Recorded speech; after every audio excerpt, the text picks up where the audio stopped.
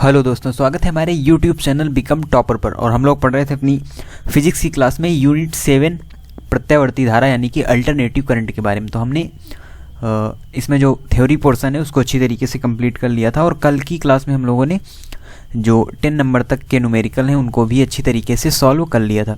तो आज की क्लास में आगे के हम जो न्यूमेरिकल्स हैं उनको देखेंगे, यानी 11 नंबर से जो हमारे क्वेश्चन है, जो न्यूमेरिकल्स हैं उनको हम सॉल्व करेंगे। और इस तरह से जो हमारे 26 न्यूमेरिकल्स हैं वो हमारे कंप्लीट हो जाएंगे। फिर हम अपनी नई यूनिट को स्टार्ट करेंगे। तो चलिए देखते हैं क्वेश्चन नंबर 11 को। तो क्वेश्चन नंबर 11 है, चित्र 7.21 में एक श्रेणीबद्ध LCR परिपथ दिखाया गया है जिसे परिवर्ती आवृत्ति के 230 वोल्ट के स्रोत से जोड़ा गया है। L बराबर 5 हेनरी, C बराबर 80 माइक्रोफैरड और R बराबर 40 ओम। यानी कि L, C और R हमको दिए गए और इस फिगर के माध्यम से हमको क्या निकालना है। यहाँ पर 3 क्वेश्चन दिए हुए हैं, यानी कि स्रोत की आवृत्ति निकालिए जो परिपथ में अनुनाद उत्पन्न करे, और परिपथ की प्रतिबाधा निकालनी है, और अनुनादी आवृत्ति पर धारा का आयाम निकालना है। और फिर हमको तीनों अवयवों के सिरों पर विभवपात के RMS मान निकालने।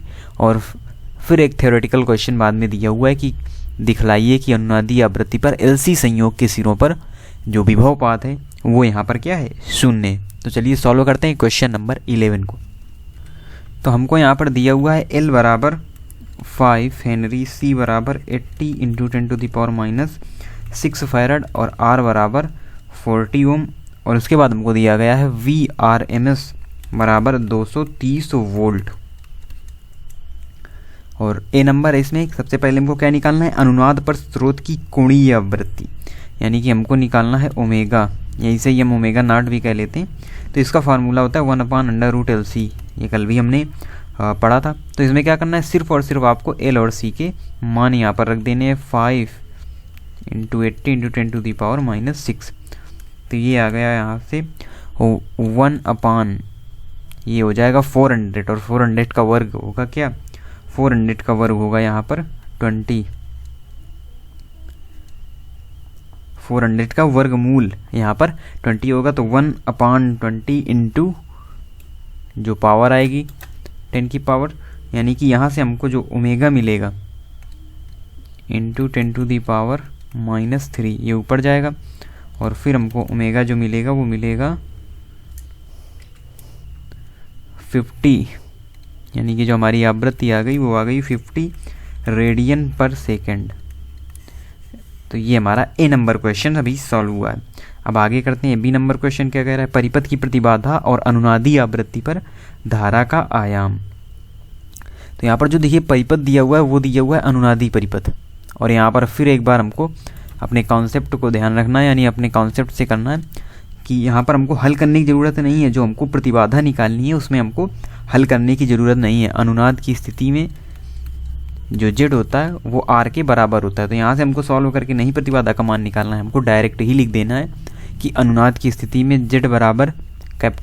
तो R का मान दिया हुआ है, यानी कि Z बराबर 40 ओम। ये आ गया हमारा प्रतिबाधा का आंसर। उसके बाद क्या निकालना है, हमको निकालना है धारा का आयाम। धारा का आयाम का मतलब I0 निकालना है, जो कि होगा V0/Z। यहाँ पर Z लेंगे, जबकि जो Z है अनुनाद की स्थिति में R के बराबर होता है, यानी कि इसका भी मान 40 ओम होगा। और V0 हमको पहले से दिया गया है, जो कि है 230 इंटू √2। क्यों ऐसा हमने क्यों किया, क्योंकि हमको दिया हुआ है VRMS का मान, और यहाँ पर रखना मान किसका है, V0 का। तो इसलिए यहाँ पर √2 का मल्टीप्लाई किया गया है। ऊपर आप देखिएगा क्वेश्चन से हमारे VRMS दिया गया है 230 वोल्ट, परिवर्ती आवृत्ति के 230 वोल्ट के स्रोत से जोड़ा गया है। तो यहाँ पर हमको V0 का मान, तो ये आपको याद रखना है। ऐसा ना हो कि आप डायरेक्ट 230 ही रख दें V0 की जगह में, तो फिर आप क्वेश्चन गलत हो जाएगा वहाँ पर। अब क्या करना है, नीचे हमको लिखना है 40,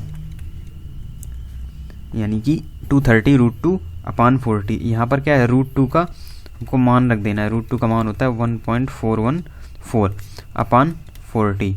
और अब इसको क्या करना है, तो अब ये काम आपका होगा कि आपको इसे कैलकुलेट करके एग्जैक्ट जो आंसर है I0 यानी कि धारा का आयाम का, वो आपको यहाँ पर निकालना है एम्पियर में।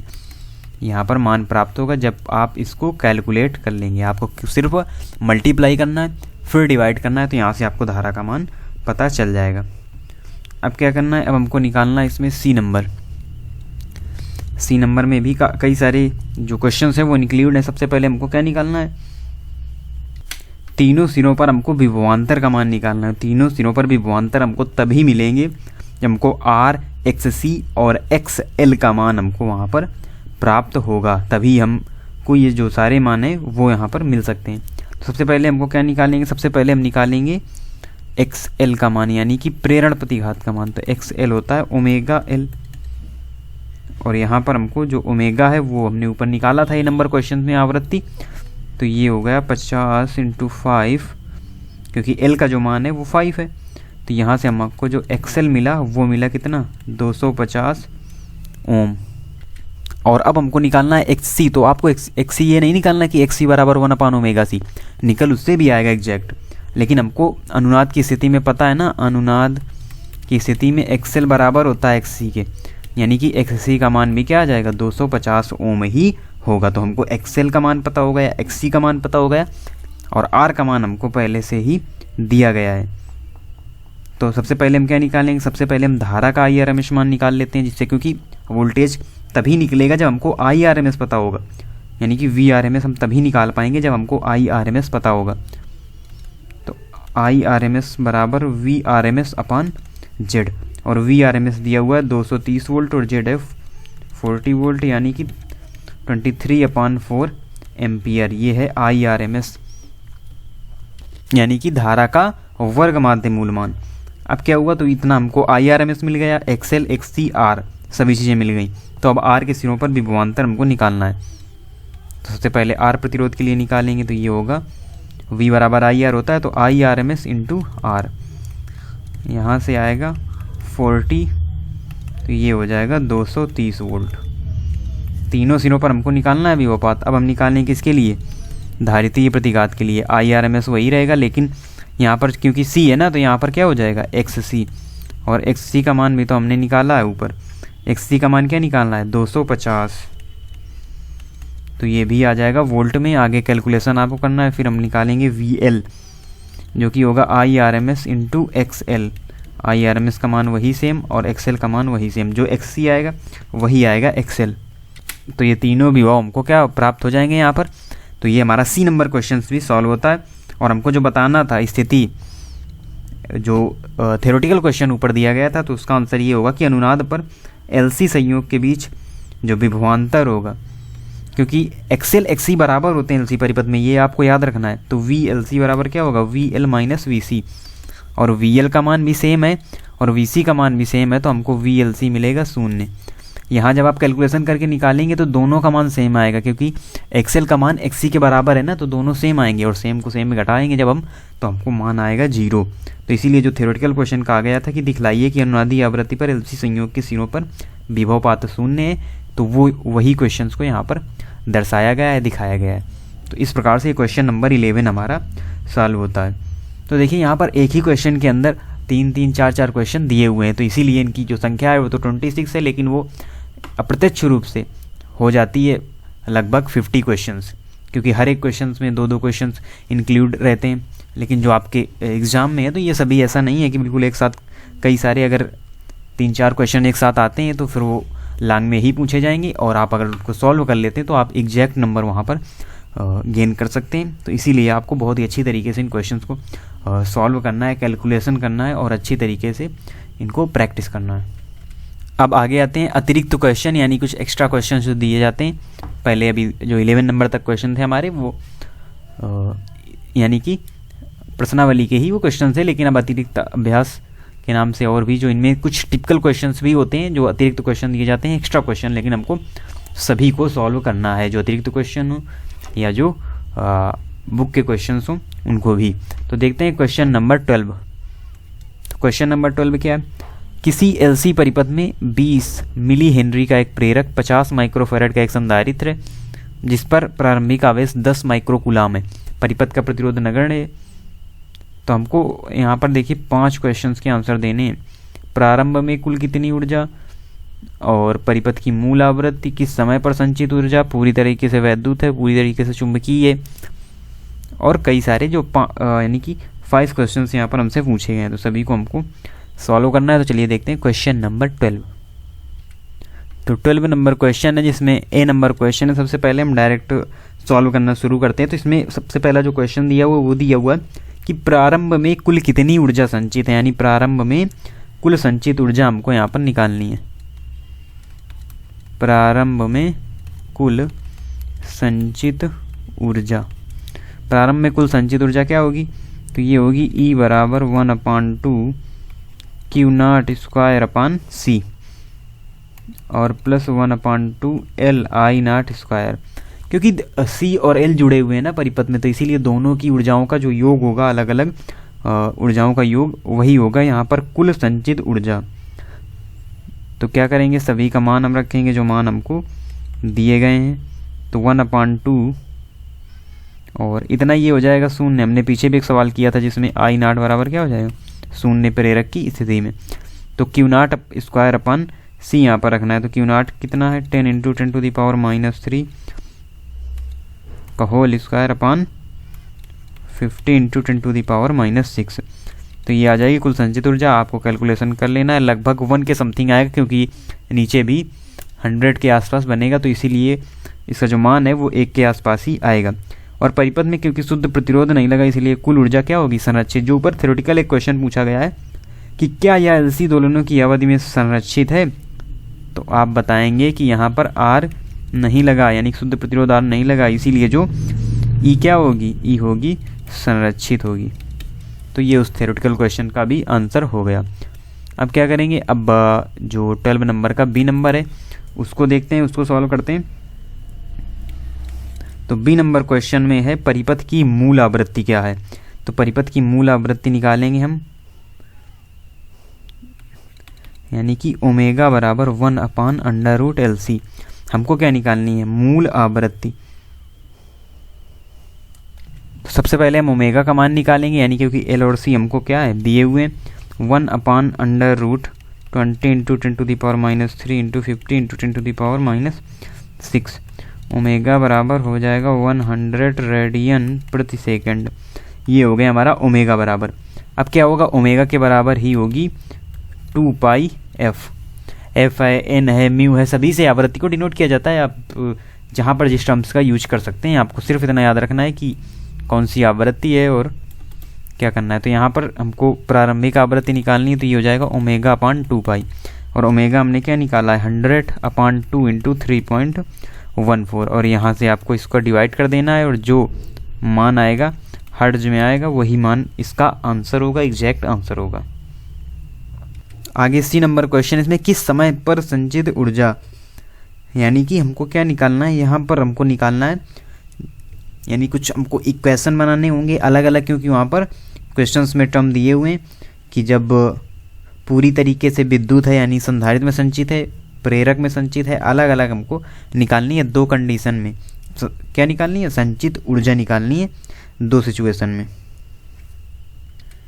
तो C नंबर क्वेश्चंस को समझते हैं, यानी कि 12 का C नंबर जो क्वेश्चन है, संधारित्र के सबसे पहले हम इसमें हमको क्या करनी है, 2 स्थितियों में निकालनी है संचित ऊर्जा, यानी कि पहले संधारित्र के लिए फिर प्रेरक के लिए। तो यहाँ पर क्या करेंगे, सबसे पहले हम एक समीकरण लिखेंगे, Q बराबर Q0 cos ω/t, यानी कि आवेश Q महत्तम होगा, यानी Q मैक्सिमम बराबर ± Q0। तो ये संधारित्र के केस में है, संधारित्र के केस में फिर क्या आ जाएगा, T बराबर 0T/2, T और 3T/2, और डॉट डॉट इस तरीके से आगे बढ़ते रहेंगे। इन क्षणों पर क्या होगी, धारा जो I होगी वो होगी 0, और इसके विपरीत जो Q है वो 0 तब होगा जब cos ω/t बराबर 0 होगा। cos ω/t 0 होगा तो Q ऑटोमेटिक ही वहाँ पर 0 हो जाएगा। तो जो स्मॉल t है उसके बराबर हो जाएगा T/4, 3T/4, 5T/4। तो इन क्षणों में क्या होगी, जो धारा होगी I वो होगी मैक्सिमम, यानी कि महत्तम धारा होगी इन क्षणों में। देखिए ऊपर जो था वो 0T/2, 3T/2, और फिर जब दूसरा केस हम लेंगे तो ये हो जाएगा t बराबर t/4, 3t/4 और 5t/4। अब देखिए दोनों हम क्वेश्चन लाते हैं। फर्स्ट नंबर क्या है, तो फर्स्ट नंबर अभी हमने निकाला 0t/2 t 3t/2 dot dot. इन पर जो कुल ऊर्जा होगी ये कैसी होगी, ये होगी विद्युतीय यानी कि इलेक्ट्रिकल, अर्थात जो ऊर्जा है वो संधारित्र में संचित होगी, संधारित्र में संचित होगी। और जबकि इसके विपरीत जो दूसरे केस हमने निकाले हैं t/4, 3t/4 और 5t/4 डॉट डॉट, इनमें जो ऊर्जा होगी वो कैसी होगी, वो चुंबकीय ऊर्जा होगी। तो देखिए संधारित्र में विद्युतीय ऊर्जा होती है और प्रेरण में क्या होती है, प्रेरण में यानी कुंडली में चुंबकीय ऊर्जा होती है। तो यहाँ पर इन केस में चुंबकीय यानी कि कुल ऊर्जा क्या होगी, चुंबकीय होगी, अर्थात प्रेरक में संचित होगी, प्रेरक में संचित होगी। और यही हमको बताना था।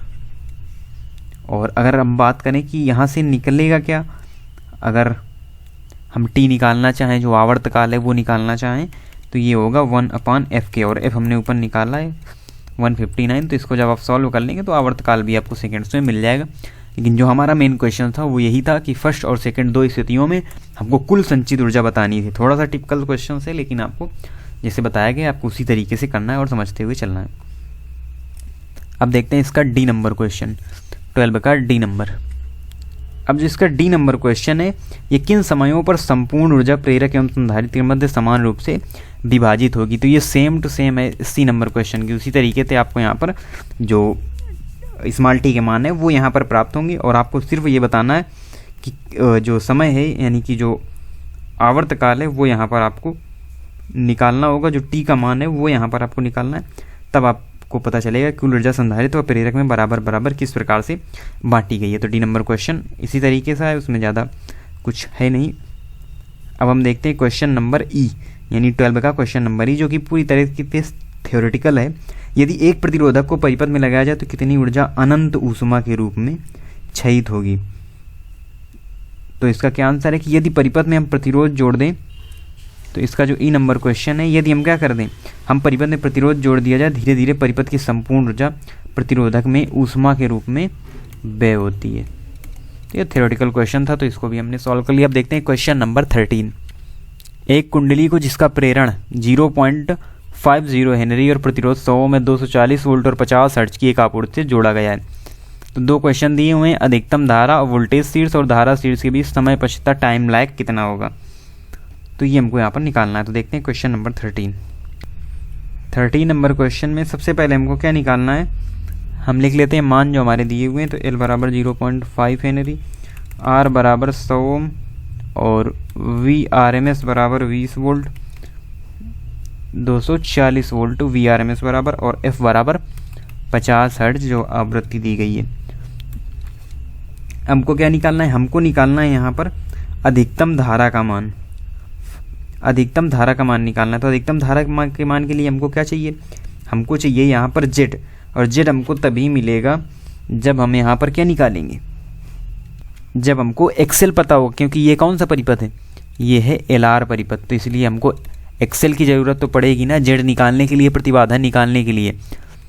तो एक्सेल निकालने के लिए हम क्या करेंगे, तो एक्सेल बराबर 2πfl, 2 × 3.14 × 15 × 0.50 ओम, ये आ गया एक्सेल का मान। यानी इसको जब आप सॉल्व करेंगे तो यहाँ से आपको क्या मिल जाएगा, एक्सेल का मान मिल जाएगा।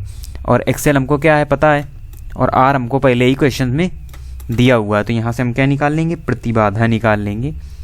जेड बराबर √r² प्लस XL का होल स्क्वायर, यानी कि XL स्क्वायर। अब क्या करेंगे, ये R तो दिया हुआ है 100 का स्क्वायर प्लस XL का स्क्वायर, जो XL ये यहाँ से आपका निकलेगा, यानी आप जब कैलकुलेशन करेंगे तो यहाँ से ये निकलेगा। तो ये आ गया Z। अब हमको क्या निकालना है, धारा का, अधिकतम धारा का मान, तो ये होगा V0/Z, और V0 होगा VRMS × √2/Z। तो यहाँ से आपको एक्सेल निकालना है कैलकुलेशन करके, और फिर जो एक्सेल आए उसको यहाँ पर रखना है, फिर जो Z आए उसको यहाँ पर रखना है। तो मान आपको मिल जाएगा किसमें, एम्पियर में, और यही होगा आपका आंसर। तो ये आपको सॉल्व करना है, कैलकुलेट करना है, और फिर आगे क्वेश्चन है वो आपको अपनी बुक से मैच कर लेना है। सभी हमने फार्मूले बता दिए और कहाँ पर किस प्रकार से मान रखना है, ये सभी चीज़ें हमने आपको बता दी हैं। और इतना जो कैलकुलेशन पार्ट है ये आपको स्वयं करना होगा, नहीं तो वीडियो और भी लंबा हो जाएगा, फिर हम ज़्यादा से ज़्यादा सवाल यहाँ पर कर नहीं पाएंगे। इसलिए थोड़ा सा आपको भी सहयोग करना है और अपने आप से भी इन क्वेश्चन को सॉल्व करना है। तरीका हम आपको बता दे रहे, फार्मूला हम आपको बता रहे हैं, बाकी जो कैलकुलेशन है वो आपको स्वयं करना है। बी नंबर क्वेश्चन में क्या है, बी नंबर क्वेश्चन में है वोल्टेज सीड्स और धारा सीड्स के बीच जो समय पश्चता है यानी कि टाइम लैग वो कितनी है उसको बताना है, वोल्टेज सीड्स और धारा सीड्स के बीच में। तो बी नंबर में क्या करेंगे हम, धारा और वोल्टता के बीच जो कालांतर है वो है फाई। क्यों? क्योंकि कालांतर होगा ना जब एल आर परिपथ दिया हुआ है, तो इसलिए जो कालांतर होगा इनके बीच वो फाई यानी कालांतर जरूर होगा। क्योंकि अगर प्रतिरोध केवल जुड़ा हुआ होता है तभी उसी कंडीशन में केवल जो कालांतर है वो शून्य होता है, बाकी सभी में 90 डिग्री अग्रगामी पश्चगामी ये केस होते हैं, सभी हम पीछे पढ़ चुके हैं। तो यहाँ से फाई बराबर tan इनवर्स, tan थीटा बराबर होता नहीं है एक्सेल अपान आर, तो यहाँ से फाई बराबर tan inverse Excel upon R कर देंगे बराबर tan इनवर्स, और एक्सेल का मान ऊपर निकालेंगे जो हमने आपको छोड़ा था कैलकुलेशन के लिए, तो वो एक्सेल का मान रख देना है, अपान यहाँ पर आर का मान रख देना है, आर का मान यहाँ पर रख देना है। और जितना मान आए तो आपको क्वेश्चन में दिया जाएगा कि tan इनवर्स इतने का मान कितना होता है, तो वहीं से आपको मान रख देना है। तो यहाँ से क्या आ जाएगा, फाई आ जाएगा, और फिर एक नया फार्मूला आता है, उस फार्मूले को आपको यूज करना है, यानी फार्मूले आप फाई यहाँ से निकाल लेंगे। तो फिर क्या होता है, समय पश्चता का एक फार्मूला होता है, ये भी आपको वहीं पर नोट कर लेना है जहाँ पर आप सभी फार्मूलों को एक जगह लिखे हुए हैं। तो समय पश्चता का फार्मूला होता है डेल्टा टी बराबर T upon 2 pi into phi. तो देखिए ये फाई आपको यहाँ से मिल गया, टी का मान दिया हुआ है और 2 पाई नीचे वैसे भी दिया हुआ है। तो यहाँ से क्या हो जाएगा, क्योंकि कालांतर बराबर जो समय पश्चता होती है कालांतर बराबर पथांतर वाले फार्मूले से ही इसका निर्माण किया गया है। तो ये एक्चुअल फार्मूला भी आपको कहाँ पर वही फार्मूले जहाँ सभी आप फार्मूले सभी आपने लिखे हैं वहीं पर इसको नोट कर लेना है। तो ये होता है समय पश्चता का फार्मूला, ठीक है। तो इसमें आपको रख देना है, फिर जो हमारा आंसर आएगा डेल्टा टी बराबर यहाँ पर आपको आंसर मिल जाएगा जब आप मान यहाँ पर रख देंगे सभी मान, तो ये आपको मिल जाएगा आंसर। तो इतना आपको कैलकुलेशन पार्ट इसमें करना है, और यही था हमारा क्वेश्चन नंबर 13। अब आगे देखते हैं क्वेश्चन नंबर 14 को। तो क्वेश्चन नंबर 14 है आगे, यदि परिपथ को उच्च आवृत्ति की आपूर्ति से जोड़ा जाता है तो अभ्यास 7.13 AB, यानी जो ऊपर हमने क्वेश्चन किए हैं वही उसी से रिलेटेड ये क्वेश्चन है, लेकिन कुछ अलग कंडीशन यहाँ पर दे दी गई हैं, यानी कि 240 वोल्ट और 10 किलो हर्ट्ज से जोड़ा गया है, जबकि यहाँ पर क्या है 240 वोल्ट 50 हर्ट्ज, तो इसलिए इनका मान बदल दिया गया है। बाकी हमको क्या निकालना है, ए और बी के उत्तर निकालने, यानी अधिकतम धारा और समय पश्चता का मान हमको निकालना है। यानी कि सेम टू सेम क्वेश्चन है, केवल और केवल किसके मान बदले गए हैं, वी के मान बदले गए हैं, यानी कि वी का मान तो सेम ही रखा है, वी आर एम एस जैसा ऊपर रखा गया था 13 नंबर में, लेकिन यहाँ पर जो एफ का मान है आवृत्ति का मान है वो बदला गया है, 10 किलो हर्ट्ज किया गया है। बाकी जो क्वेश्चन है वो सेम टू सेम होगा। और इससे इस कथन की व्याख्या कीजिए कि अति उच्च आवृत्ति पर किसी परिपथ में प्रेरक लगभग खुले परिपथ के तुल्य होता है, यानी थोड़ा सा थ्योरेटिकल पार्ट भी हमको जोड़ना है। तो देखिए ए नंबर क्वेश्चन में हमको क्या निकालनी थी, अधिकतम धारा। तो ए नंबर में हम सबसे पहले क्या करेंगे, सबसे पहले हम निकालेंगे एक्सेल का मान, एक्सेल का मान आ जाएगा तो हम निकाल लेंगे जेड का मान, और जेड का मान जब आ जाएगा तो आई नॉट बराबर V R M S into √2 upon Z, ये मान रख देंगे तो हमको मान प्राप्त हो जाएगा इसका धारा का अधिकतम मान, जैसा कि हमने पीछे क्वेश्चन में किया। इसीलिए हम आपको हिंट दे रहे हैं, आपको इस क्वेश्चन को भी कर लेना है क्योंकि ये same to same 13 number question की तरह ही है। और अब क्या निकालना है, अब आपको निकालना है फाई बराबर tan inverse Excel upon R, उसी तरीके से। और जो ऊपर आपको एक्सेल मिले तो यहाँ से फाई का मान, और फाई का मान तो वही फार्मूला जो हमने आपको बताया था, डेल्टा टी बराबर T upon 2 pi into phi. और अगर टी नहीं पता है तो इसको हम आवृत्ति के रूप में भी बदल सकते हैं, और इसी प्रकार से फार्मूला लगा के आपको समय पश्चता भी निकाल लेनी है। तो ये same to same 13 number question है, तो 13 आप कर लेंगे तो 14 भी कर लेंगे आसानी से। अब देखते हैं आगे क्वेश्चन नंबर 15। क्वेश्चन नंबर 15 है आगे, 40 ओम प्रतिरोध के श्रेणी क्रम में एक 100 माइक्रोफैरड के संधारित्र को 110 वोल्ट और 40 हर्ट्ज की आपूर्ति से जोड़ा गया है। तो ए नंबर क्वेश्चन अधिकतम धारा निकालनी है और बी नंबर क्वेश्चन धारा शीर्ष व वोल्टेज शीर्ष के बीच समय पश्चता निकाली। तो देखिए एक बार फिर सेम क्वेश्चन आ गया। तो अब इस क्वेश्चन को सॉल्व करते हैं, यानी यहाँ पर भी हमको क्या निकालना है, लेकिन यहाँ पर क्या फ़र्क है, यहाँ पर हमको दिया गया है क्या संधारित्र और ऊपर जबकि हमको दिया गया था क्या प्रेरक। तो अभी तक हम जो 30 नंबर और 40 नंबर क्वेश्चन किए उसमें हमने एक्सएल निकाला था और यहाँ पर हमको क्या निकालना है, एक्ससी निकालना है। तो चलिए देखते हैं। तो 15 नंबर क्वेश्चन है, इसमें हमको सबसे पहले तो जो चीज़ें दी गई हैं वो नोट कर लेंगे, यानी कि R बराबर 40 ओम, C बराबर 100 × 10⁻⁻6 फैरड और यहाँ पर दी गई है जो आवृत्ति F बराबर 60 हर्ट्ज और उसके बाद VRMS का मान दिया गया है 110 वोल्ट। और हमको निकालना क्या है, हमको निकालना है धारा का महत्तम मान, और धारा का महत्तम मान हम तभी निकाल पाएंगे जब हमको Z का मान पता होगा, और Z का मान तभी निकाल पाएंगे जब XC का मान पता होगा। तो इसलिए सबसे पहले हमको निकालना होगा XC। XC होता है 1/ωc यानी 1/2 पाई FC। अब यहाँ पर सिर्फ हमको क्या रखना है, सभी का मान रखना है 3.14 × 16 × यहाँ पर हो जाएगा 60 × यहाँ पर दो जो जीरो हैं वो कम हो जाएंगे यानी 10⁻⁻4। तो ये आपको फिर कैलकुलेशन पार्ट आ गया। तो यहाँ से आप क्या निकाल लेंगे, XC का मान निकाल लेंगे। तो ये भी क्वेश्चन सेम टू सेम पीछे वाले क्वेश्चन की तरह है, लेकिन थोड़ा सा अंतर है, L की जगह केवल यहाँ पर C दिया गया है। तो Z बराबर √R² + XC², यानी कि R² जो हमारा दिया गया है 40² और जो XC का मान ऊपर आप निकालेंगे वो यहाँ पर हो जाएगा XC का होल स्क्वायर। तो इससे हमको क्या मिल जाएगा, इससे हमको Z का मान मिल जाएगा। फिर हमको जो धारा का महत्तम मान निकालना है I0 V0/Z और V0 होगा VRMS × √2/Z। तो इस प्रकार से जो मान आएगा ऊपर ये हो जाएगा 110/√2 और जो Z का मान ऊपर आप निकालेंगे वही Z का मान आपको यहाँ पर नीचे रख देना है। और जब आप Z का मान नीचे रख देंगे तो जो हमारा धारा का महत्तम मान है वो हमको प्राप्त हो जाएगा किसमें, एम्पियर में, और यही हमको निकालना था। आंसर यही हो जाएगा हमारा। अब क्या है, इसमें भी पीछे वाले क्वेश्चन की तरह क्या निकालनी है, समय पश्चता निकालनी है। और समय पश्चता निकालने के लिए सबसे पहले हम क्या करेंगे, सबसे पहले हम निकालेंगे tan phi बराबर XC/R। तो यहाँ पर जो XC आएगा और अपान में R का मान हमको पता ही है, R का मान हमको पता है और XC का मान वैसे भी ऊपर से हम निकाल लेंगे। तो यहाँ से हमको क्या मिल जाएगा, समय पश्चता, और वही फार्मूला जो हमने आपको बताया वही इन 3-4 क्वेश्चनों में लगेगा, जो कि है T बराबर phi/ω, यानी कि phi/2 पाई F क्या है, हमारी आवृत्ति है।